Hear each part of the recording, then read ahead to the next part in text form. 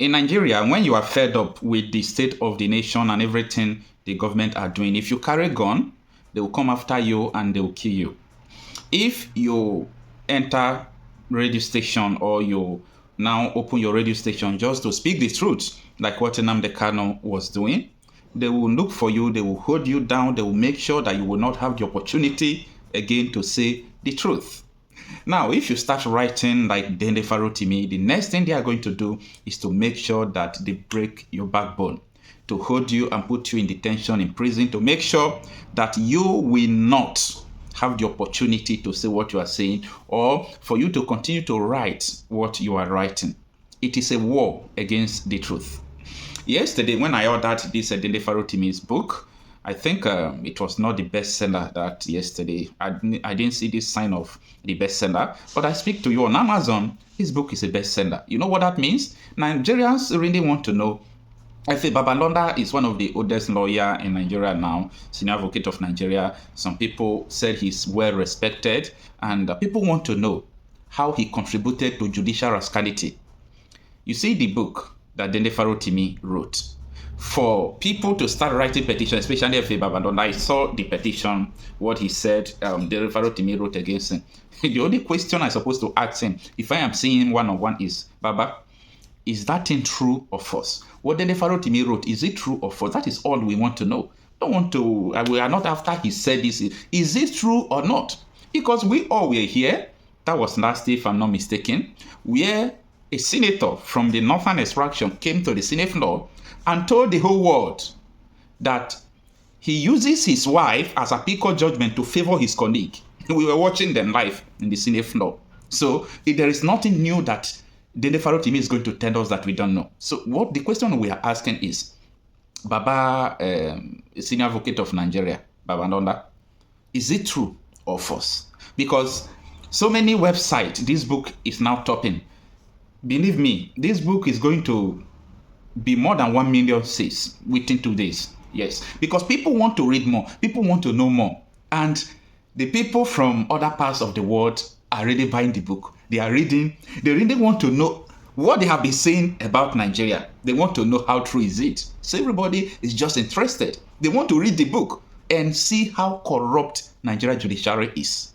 And the man they have kept in prison for no reason, in detention, they think maybe they will break his backbone and make him to stop what he's doing. Dele Farotimi is a madman. When I mean he's a madman, he said that by himself. He don't send anything you are going to do. If you like put him in prison, if he comes out, he will continue to do what he's doing. In Nigeria, you must be insane or you must be mad for you to be able to challenge the status quo. Because everybody in Nigeria, they are abnormal. They are not mad, but they are abnormal. They don't feel what is going on. But you must be insane. You must be mentally shaking before you be able to stand and challenge the status quo. You know why? Because you know that they might kill you. You know that this is a danger, but you challenge the status quo. That is why I said, Dele Farotimi, according to him, he said, I am a madman, that he will not flee Nigeria. It has been done. They started looking for him. I will not flee Nigeria. I will stay here and fight the battle. Anyway, I just pray that Nigerians will continue to stand by him, like the way some persons, not fully, because when all these things is happening, people from the north, they don't put mouth. So the same thing happened in Nnamdi Kanu's issue.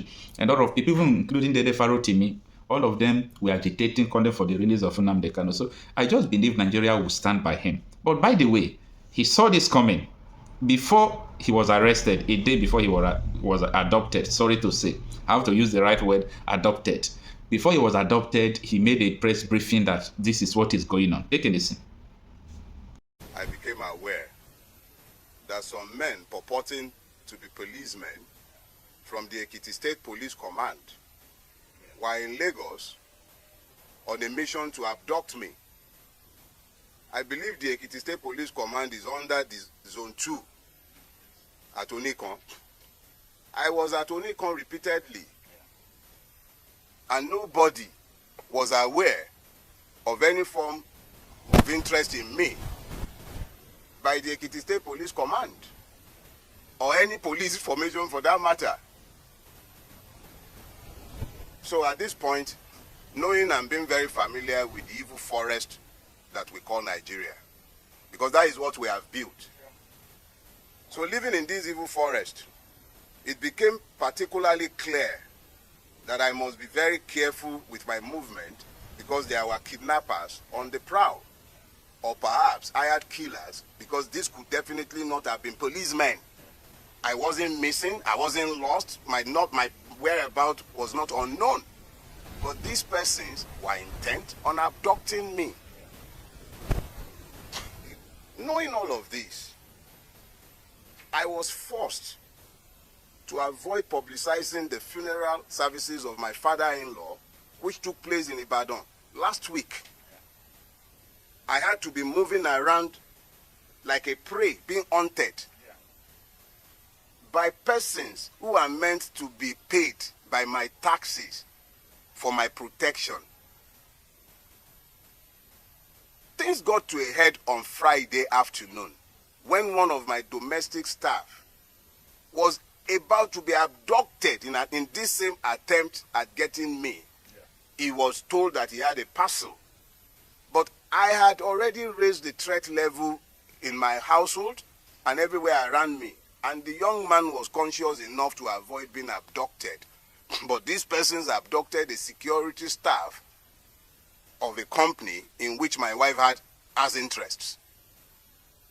And we had to strive to have this person bailed by that evening. Now, this was where it began to get interesting, because now I had to try and find out exactly what was going on. And I thank God for grace, because we must all become very clearly aware that there are times when you will be waiting to find angels with wings. But the angels that will be sent to you might not come with wings. But there have been men and women who stepped up to the plate in the last couple of days with information, and information is power. It came to my knowledge that there is a charge that had been fraudulently preferred against me before a court in Ekiti State at the instance of Chief Babalola. This charge had been fraudulently preferred, hidden from view, and the court had purportedly demanded my presence multiple times, and I had failed to appear before this court. And this court had then proceeded to issue a bench warrant for my arrest. This is classic Babalola. I detailed his corruptive influence in my book, Nigeria and its Criminal Justice System. And what he has done is exactly what he has always done in hiding. But he has done it this time again. And the calculations were that I would have been picked up, taken before this judge who must have either been compromised or misled in Ekiti. And I would have been remanded in prison custody for being somebody who was meant to face trial and who had refused to bring himself to court. I am reliably informed that social media influencers had been paid to spin these narratives after my arrest. Human rights activists have been positioned to start speaking after my arrest, including one Agbaya. High offices in this country have been compromised in pursuit of my persons. High offices, from the Inspector General's office, because the police have been subverted. The Attorney General of the Federation needs to examine himself because his office has been somehow linked to this as well. I do not know if the presidency is directly involved in this, and I will not make frivolous charges. But high offices have been subverted in pursuit of a criminal purpose. I have committed no crime, done nothing wrong. If I have committed any wrong for which the state requires my attendance in a court or at a police station, they know exactly where I live. I will live only once, but I will not live cowering to any man. Let us be clear. If and when I have a charge to answer before a court, you all know where I live.